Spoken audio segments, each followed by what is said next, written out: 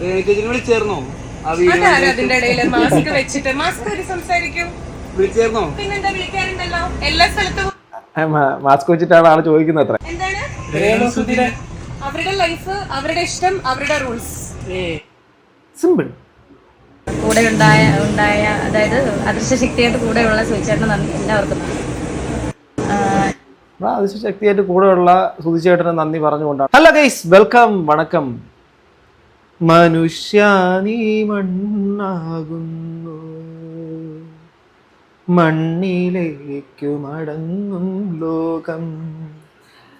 വളരെ സന്തോഷത്തോടെ നമ്മുടെ ഉയർത്തെഴുന്നേൽപ്പൊക്കെ അഥവാ നമ്മുടെ ഈസ്റ്റർ ആഘോഷിക്കുന്ന സമയം, ക്രൂശിതനായ യേശു ക്രിസ്തു ഉയർത്തെഴുന്നേൽക്കുന്ന സന്തോഷകരമായ നിമിഷം.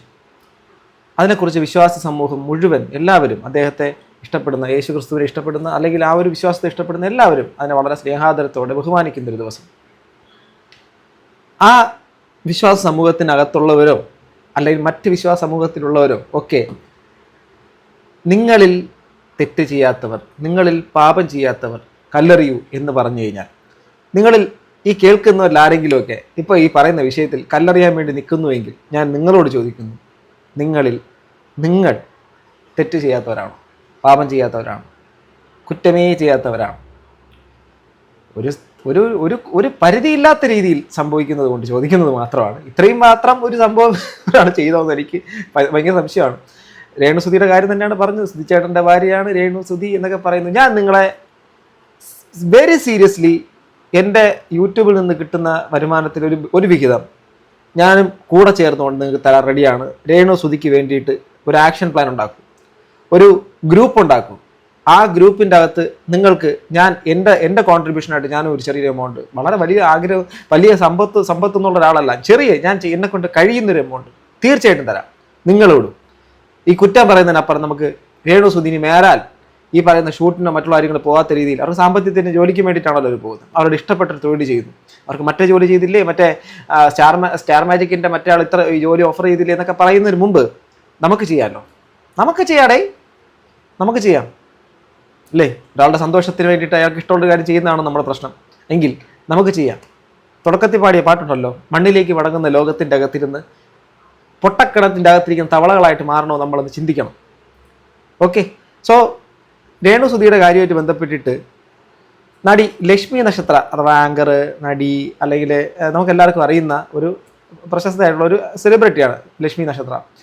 ലക്ഷ്മി നക്ഷത്രയും രേണുസുധിയും തമ്മിലുള്ള എല്ലാ ബന്ധങ്ങളും തീർന്നു എന്നൊക്കെയുള്ള രീതിയിൽ വർത്തമാനം പറഞ്ഞിട്ടുണ്ടായിരുന്നു. സോ രേണുസുധിയെക്കുറിച്ചുള്ള ചോദ്യം, ആ ചോദ്യത്തിന് നമ്മുടെ ഈ ലക്ഷ്മി നക്ഷത്രയുടെ മറുപടി കേൾക്കാം. അവരുടെ ലൈഫ്, അവരുടെ ഇഷ്ടം, അവരുടെ റൂൾസ്. സിമ്പിൾ. അവരുടെ ലൈഫ്, അവരുടെ ഇഷ്ടം, അവരുടെ റൂൾ. ഇൻസ്റ്റഗ്രാം പ്രൊഫൈലിൽ വാളിലൊക്കെ നമ്മളൊക്കെ എഴുതി വെച്ചിരിക്കുന്ന പരിപാടിയാണ്. എൻ്റെ ഒറ്റയ്ക്ക് വഴിവിട്ടി വന്നവരാണ്. സ്വന്തം കാര്യം വരുന്ന സമയത്തെല്ലാം നമ്മൾ സ്വന്തം തീരുമാനങ്ങൾ എടുക്കും. എന്നാൽ മറ്റുള്ളവരുടെ കാര്യം വരുമ്പോഴേക്കും നമ്മൾ പറയുന്ന തീരുമാനം അവർ അംഗീകരിക്കണമെന്നൊക്കെ പറയുന്നത് എന്തൊരു ചാബല്യം, എന്തൊരു സംഭവം അത്. എന്താ ഇപ്പൊ നിങ്ങൾ ചോദിച്ചാ നിങ്ങൾ ആരാ എന്നവര് ചോദിക്കും. എന്തിനാ വെറുതെ അവരവരുടെ ഇഷ്ടത്തിന് ജീവിച്ചോട്ടെ, അവരുടെ പാഷൻ എന്താണോ, എന്തിനാ നമ്മൾ മറ്റുള്ളവരുടെ ലൈഫില് കണ്ടന്റ് ഉണ്ടാക്കാൻ ശ്രമിക്കണ്ട. ഇപ്പോ ആക്ച്വലി ഇത് നമ്മളിപ്പോൾ ലക്ഷ്മി നക്ഷത്രയോട് ചില ആൾക്കാർക്കെങ്കിലും താല്പര്യക്കുറവുണ്ടാവും. മേ ബി പല ആൾക്കാർക്കും ലക്ഷ്മി നക്ഷത്രയോടുള്ള താല്പര്യക്കുറവ്. ഈ ഒരു വിഷയത്തിൽ ലക്ഷ്മി നക്ഷത്ര ഒരുപാട് രേണുസുധിയെ വെച്ച് കോണ്ടന്റ് ചെയ്ത ഒരാളാണ്.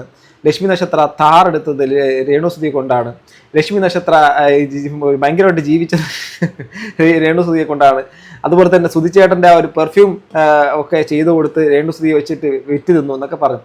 പക്ഷേ ഈ രേണുവിൻ്റെ ഏറ്റവും വലിയ മോശമായ സിറ്റുവേഷനിൽ കൂടെ ചേർന്ന് നിന്നൊരാളാണ് നമ്മുടെ ലക്ഷ്മി നക്ഷത്ര എന്ന് എനിക്കറിയാമെന്നുള്ളത്. എൻ്റെ അറിവിൽ അങ്ങനെയാണ്. ഇനി അതർവൈസ് അവർ തമ്മിലുള്ള ബന്ധങ്ങളുടെ ഉലച്ചിലുകളുണ്ടോ, സ്നേഹമുണ്ടോ എന്നുള്ള കാര്യമൊന്നും നമുക്ക് ആർക്കും അറിയേണ്ട കാര്യമുണ്ടോ? ഇല്ലല്ലോ. അത് നമുക്ക് അറിയേണ്ട ആവശ്യമില്ല. പക്ഷെ അവരുടെ ചോദ്യം ചോദിക്കുകയാണ്. അത് അനാവശ്യമാണെങ്കിലും അതിന് മറുപടി കൊടുക്കുന്നത് വളരെ സ്പെസിഫിക് ആയിട്ടാണ്. ഇപ്പൊ ഇയാൾ ഒരു മിനിറ്റ്, ഇയാൾ ഓൺലൈൻ മീഡിയ അല്ലേ, ആ ഫേസ് ഒന്ന് കാണിക്കൂ. ഇതല്ലേ ഇഷ്ടം, അത് ഓരോരുത്തരുടെ ഇഷ്ടല്ലേ. അത് ഓൺലൈൻ മീഡിയയിലുള്ള ഒരാൾ മാസ്ക് വെച്ചിട്ടാണ് അവിടെ നിൽക്കുന്നത്.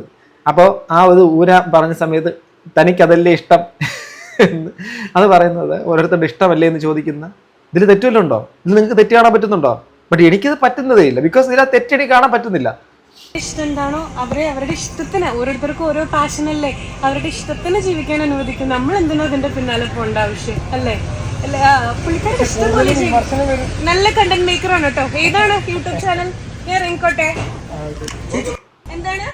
അപ്പോൾ നൈസായിട്ട് ചിരിച്ചുകൊണ്ട് അണ്ണാക്കിലടിച്ച് കൊടുക്കുക എന്നൊക്കെ പറയുന്ന ഒരു പരിപാടിയാണ് ഇപ്പോൾ ഇവിടെ നമ്മുടെ വളരെ ചിരിച്ചുകൊണ്ട് ലക്ഷ്മി നക്ഷത്രം ചെയ്തിട്ട് എനിക്ക് തോന്നിയത്.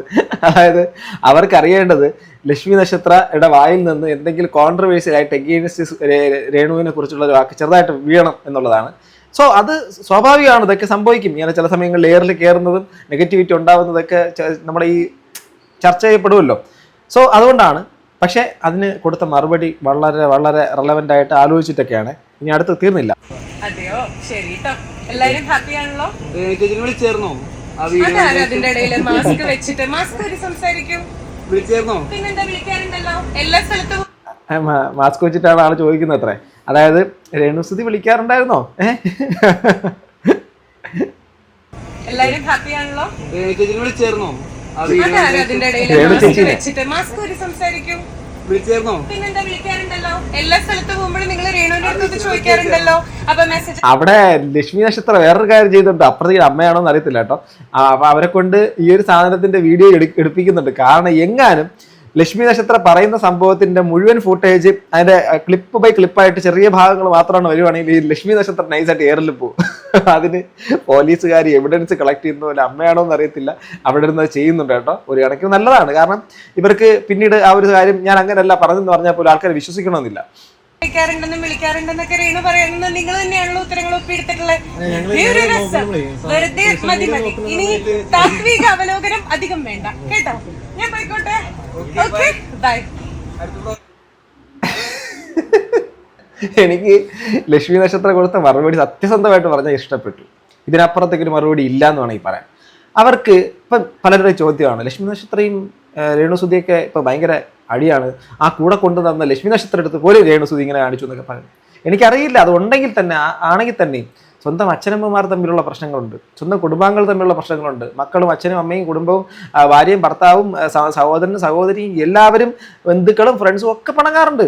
നമ്മളെല്ലാവരും പിണക്കത്തിലേക്കുള്ളവരാണ്. ഒരു പിണക്കമാണോ എന്നുള്ളത് നമുക്ക് അറിയത്തുകൂടിയില്ല. പക്ഷെ അതൊരു അസ്യൂം ചെയ്ത് പറയുന്നുണ്ട്. അതിൻ്റെ കമൻറ്റ് ബോക്സ് നോക്കണം. ഒരാളുടെ പുറകെ ഇങ്ങനെ ക്യാമറയിൽ നോക്കി നടന്നാൽ ഉറപ്പായി നിങ്ങളുടെ വില പോകും. പക്വതയില്ലാത്ത വ്യക്തിയാണെങ്കിൽ പറയാനുമില്ല. ഒരു മനുഷ്യരും മൈൻഡ് ചെയ്യാതിരിക്കുക, കാണാത്തത് പോലെ പോകുക, സെൽഫ് റെസ്പെക്റ്റ് ഒരിക്കലും കളയരുത്. ഇതൊക്കെ തന്നെ എനിക്കും പറയാനുള്ളൂ.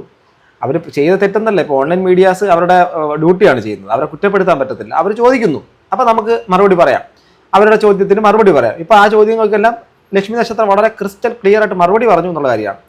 ഈ മറ്റേ കമൻറ്റ് ബോക്സ് ഓക്കെ, ഇതിനകത്ത് ഇതാണ് ശരിയായ അഭിപ്രായം എന്ന് ആൾക്കാർ കമൻറ്റ് ചെയ്യുന്നു. ആൾക്കാർക്ക് മാറ്റം വന്നു തുടങ്ങി. സീരിയസ്ലി ഞാൻ പറയാം. ഇപ്പം കൂട്ടത്തോടെ കുറ്റം പറച്ചിലെന്നുള്ള കാര്യമൊന്നും അധികം ആൾക്കാരൊന്നും ചെയ്യാറൊന്നുമില്ല.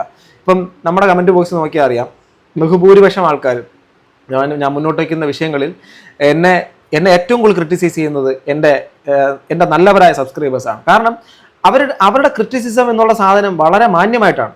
എന്നെ ഒരിക്കലും തെറി വിളിച്ചുകൊണ്ട് എൻ്റെ സബ്സ്ക്രൈബേഴ്സ് എന്നോട് സംസാരിക്കാറില്ല, അല്ലെങ്കിൽ ഞാൻ അങ്ങനെയാണ് ഇങ്ങനെയാണെന്ന് പറയാറൊന്നുമില്ല. അവർ വളരെ ക്ലിയർ ആയിട്ട് എൻ്റെ മിസ്റ്റേക്കുകൾ പറഞ്ഞു തരും. അവരോട് ഞാൻ തെറ്റാണെങ്കിൽ ഞാനത് ക്ഷമയും ചോദിക്കും. ഇതുപോലത്തെ കാര്യങ്ങൾ വരുന്ന സമയങ്ങളിൽ ഏറ്റവും കൂടുതൽ എൻ്റെ കമൻറ്റ് ബോക്സിൻ്റെ അകത്ത് അവരെ ആ ഒരു കാര്യത്തിനൊക്കെ എന്താണ് ഇത് അങ്ങനെ വേണം അല്ലെങ്കിൽ ഇങ്ങനെ സംസാരിക്കണം എന്ന് പറയുന്നത് കേൾക്കുമ്പോഴുള്ള സത്യം സന്തോഷം.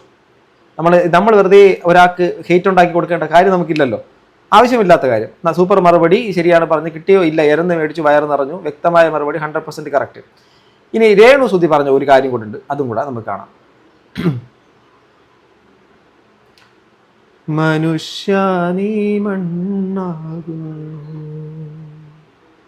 മണ്ണിലേക്കു മടങ്ങും ലോകം, തനനനം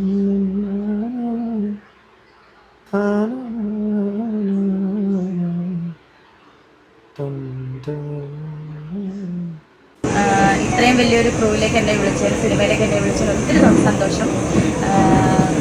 നിതീഷ് സാറാണ്, ഡയറക്ടർ സാറാണ് എന്നെ വിളിച്ചത്. അപ്പം വളരെ സന്തോഷം. പ്രേക്ഷകർക്കും എല്ലാവർക്കും ഒരുപാട് നന്ദി, ദൈവത്തിന് നന്ദി. കൂടെ ഉണ്ടായ അതായത് അദൃശ്യശക്തിയായിട്ട് കൂടെയുള്ള സുധിച്ചേട്ടന് നന്ദി, എല്ലാവർക്കും നന്ദി. അദൃശ്യശക്തിയായിട്ട് കൂടെയുള്ള സുധിച്ചേട്ടന് നന്ദി പറഞ്ഞുകൊണ്ടാണ് രേണുസുതി നിൽക്കുന്നത്. ഇന്ന് നമ്മുടെ പണ്ടത്തെ സതി സിസ്റ്റമൊന്നും ഇല്ല, മനസ്സിലാക്ക്. കുറേ അധികം ആൾക്കാരുടെയെങ്കിലും സംഭവം ഇവരുടെ ഒരു വേഷവിധാനങ്ങളെക്കുറിച്ചൊക്കെ പലരും പറഞ്ഞു. സ്വപ്ന സുരേഷിൻ്റെ വിമർശനം എന്ന് പറഞ്ഞിട്ട് പറയുന്നത്, സ്വപ്ന സുരേഷ് ഗോൾഡ് കേസിൽ പ്രതി, എന്നിട്ട് ശിവശങ്കരൻ ആയിട്ട് ബന്ധപ്പെട്ടുള്ള കാര്യങ്ങളുടെയൊക്കെ കോൺട്രവേഴ്സി നമുക്കറിയാം, പറയാതിരിക്കുന്നതാണ് നല്ലത്. അത് വെച്ചിട്ട് അതൊന്നും ഈ ഒരു ഭാവമൊന്നും ചെയ്തിട്ടൊന്നുമില്ല. പിന്നെ നേവൽ കാണിക്കുന്നതും ഇനി മറ്റേ ഇവിടുത്തെ കുറച്ച് വിടവ് കാണിക്കുന്നതുമാണ് പ്രശ്നമെങ്കിൽ ആ ഒരു പ്രശ്നത്തിന് നമുക്ക് മാറ്റിയെടുക്കാൻ തുടക്കത്തിൽ പറഞ്ഞ പോലെ ഞാനടക്കമുള്ള ആൾക്കാർ റെഡിയാണ്. നമുക്ക് എന്തെങ്കിലുമൊക്കെ നമുക്ക് ചെയ്തു കൊടുക്കാം, രേണുസുതിക്ക് ജീവിക്കാനുള്ള സാഹചര്യം ഉണ്ടാക്കാം. പിന്നെ ഇതിനെക്കാട്ടി മാന്യമായ തൊഴിലെന്ന് പറയുന്നത് ഏതാണ് തൊഴിൽ? ഏത് തൊഴിലാണ് മാന്യത ഇല്ലാത്ത തൊഴിൽ? തൊഴിലുകളെല്ലാം മാന്യമാണ്, എല്ലാ തൊഴിലും മാന്യം തന്നെയാണ്. ആവശ്യക്കാർ ഇപ്പം ഈ കക്കൂസ് കുഴി അതിൻ്റെ അകത്ത് ക്ലീൻ ചെയ്യുന്നവൻ അത് ചെയ്യുന്ന അമാന്യമായ തൊഴിലാണോ?